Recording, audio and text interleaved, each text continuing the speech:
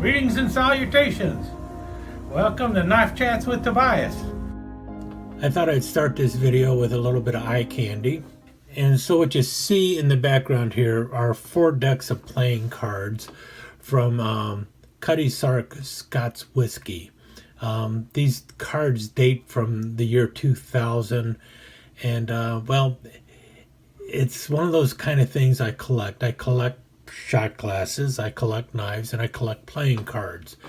And this is all going to tie in together because basically the cards here, or Cutty Sark, is named after an old tall ship, the Cutty Sark. And now for those who don't know, Cutty Sark actually refers to an article of clothing worn by a woman.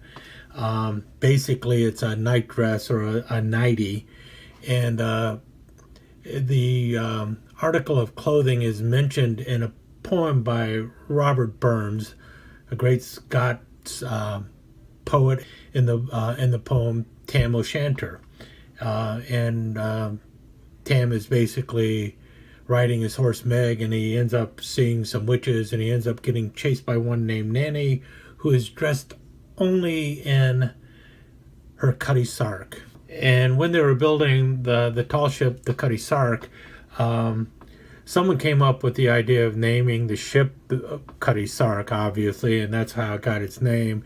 And it's a very famous ship out of Scotland, and the figurehead of it has Nanny, the witch, and usually she's holding her I think a horse's tail in her hand, because she grabs Tam O'Shanter's horse's tail. And any case, that's the whole thing. But and she's obviously just dressed in her Cutty Sark. So the ship is actually named after an article of women's clothing. So it kind of makes sense that you have these cheesecake photos of women on what is essentially the Cutty Sark. And the fame of the sailing ship is the reason Cutty Sark got its name. The Scots Whiskey got its name. It was named after the sailing ship. And what does that have to do with this knife? Nothing much, except that this is a rope knife, so it is a type of nautical knife, and obviously Cutty Sark, the ship, was a obviously something nautical as well. And the whiskey, the reason the whiskey is there is because, well, Cutty Sark was the scotch that my dad drank. And so it was also the first scotch that I ever drank, probably at a very early age, possibly as young as 3 or 4 years old. In any case, and that's why I still like scotch today. I don't drink Cutty Sark too often, but there are times. But in any case, it was the big ship on the label of the Cutty Sark Scotch whiskey that has always drawn me to the fascination of sailing ships and the tall ships and everything, and in turn led me to knives like this, the rope knives and the marlin spike knives and things of that nature. And this is one of those knives that I have been trying to get for the longest time. And finally, one showed up on eBay, and nobody was bidding on it until the very last second. But even with that happening, I still got it at a really great price.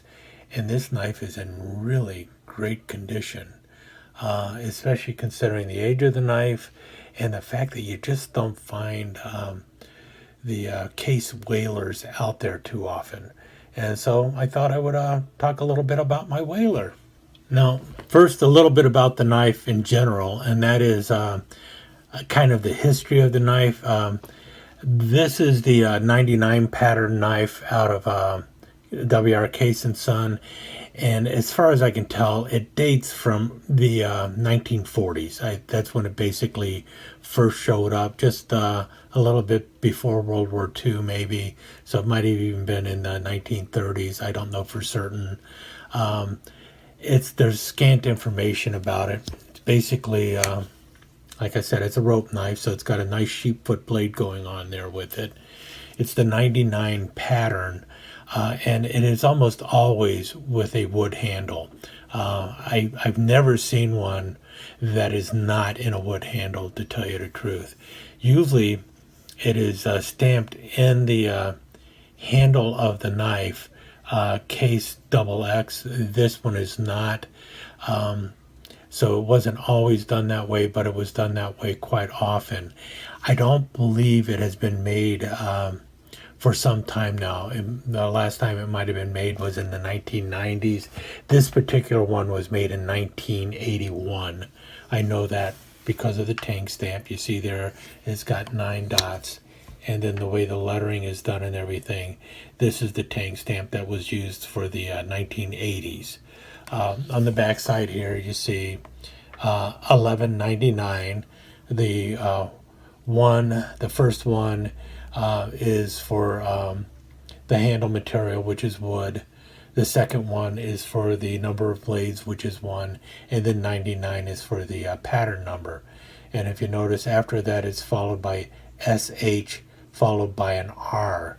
The SH stands for sheepfoot, and the R stands for, right here, the fact that it has a clevis or a bail attached to it. Those are little codes that Case uses for their knives. The SH is used for the sheepfoot, and the R is used for either razor or bail. They also use RAZ for razor, so most of the time when you see an R on the knife, it usually refers to the fact that it has a clevis attached to it. And like I mentioned, these knives, I believe, date from as early as maybe the late 1930s, definitely into the 40s. But as far as I can tell, they were never used by any of the military or the United States military. However, it is patterned after numerous early rope knives. So other companies made rope knives that look just like this, but it seems like Case never had a Navy contract to have these knives made. The pattern itself is as old as the hills. This is something, this particular style of knife was being used as early as the 1860s with either a sheepfoot blade or a ram's head blade. This is a little bit more, ram's foot blade. This technically is more of a ram's foot blade, but it is what Case refers to as a sheepfoot blade. And if you notice there, it's got a nice little swedge going on with the blade there too. Nice nail nick. And a very good half stop going on with it too. I would say the pull on this knife is about a 6. But as you can also see, you don't need the nail nick to open it. Close cousins to it, well, obviously, you can see it right here in the lamb's foot. I mean, the shape of the handle and everything else is very close. There's a little bit of a sway to the lamb's foot. This handle is actually closer to designed to an electrician knife, in the fact that it's it just goes it gets a little wider as it goes down, so it's a little bit of a sleeve board happening. There's no bend in the handle, but you know, lamb's foot blade versus a sheepfoot blade. You can see where the design came from, or how far back it goes. But this is one of those knives that I have been looking to get for the longest time, and I was just always continuously getting outbid by it, because I wasn't willing to go and pay in the hundreds of dollars for one, and that typically happened when I would be trying to bid on one. I ended up getting this one for closer to $50 than $100. And I know there's going to be somebody who's going to comment, "Oh, I got mine for $25." Well, good for you. You got it for $25. You're lucky. You are luckier than I am. $50 on a knife like this is an absolute steal. These, like I said, they typically go for over $100. What I was kind of worried about when I first saw this one was the fact that it wasn't stamped Case XX on the handle, I thought maybe somebody changed the wood out or something, but I have since seen some that do not have it, and I just don't see many of them that have that on it, which is the Case XX Whaler. Look at that beautiful whale, nice sperm whale on the blade there. And so apparently in the year 1981, they went this way with it. They put the etch on the blade. The blade is kind of a satin finish. It's definitely still a working blade. Apparently nobody bothered to use it, fortunately, so the etch on there is pristine. It's never been screwed up, and it's never going to get screwed up because I don't plan on really cutting a lot of stuff with it either. Yeah, I'm going to just save the knife. It does mean, though, that now I can go and look for another one that I can go and beat up and use, so I can get one that is not in as pristine a shape as this one is, and throw it in a pocket and carry.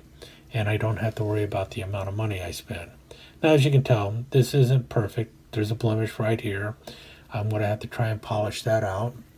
And you see a little bit of gunk around the pinholes here, and that's where dirt has basically got in there and settled into the wood. I'm not too sure if I'm going to be able to get that out or not. I'm not too concerned. When it first showed up, the wood was a little dry, so I have been oiling the wood to get it back into a little bit of life.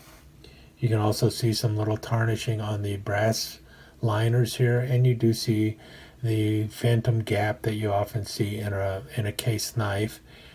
None of that worries me or bothers me in the least, because this is such a well-made knife and it looks really great. And this is one of those knives that I have been looking for the longest time, which is something also that I like to mention to people. Like when you're on eBay, you don't have to necessarily keep going into those really high bids for that knife you really, really want. What you really have to do is have a little patience and persevere over time, because eventually you will be able to get the knife you want for a reasonable price. $50 for this knife was very much a reasonable price, and really made me happy to finally get one. Feels good in the hand. You see there, that blade is nice and tight. We're talking about a knife that is 41 years old. Blade is nice and tight. Very little tarnish on it. Nice strong back spring. The bail is nice and tight. It's in really good shape. It's not bent or out of shape or anything like that. And very minor tarnish all around. So just one of those things that I'm really happy to finally have. My Case Whaler. I will compare it to a few other knives, other rope knives that I have in the slideshow, and also give you the specs and everything in the slideshow. Hope you enjoyed seeing my Case Whaler and getting a little bit of information on Cutty Sark, both, well, the Scots whiskey, the ship, and the poem. Stick around for some slides.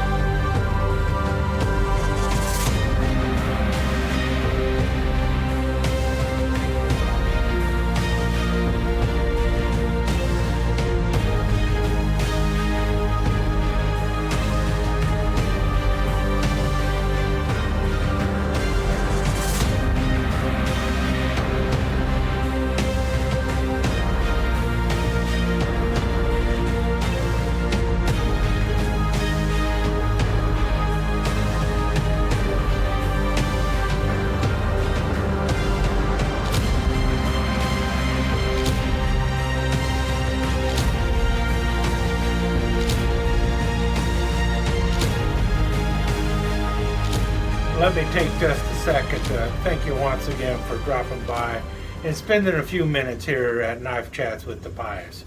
I really do appreciate it, and I do appreciate any comments that you leave.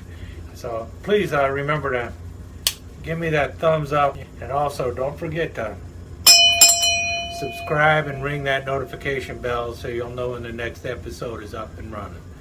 Thanks again for dropping by. Really do appreciate your time here.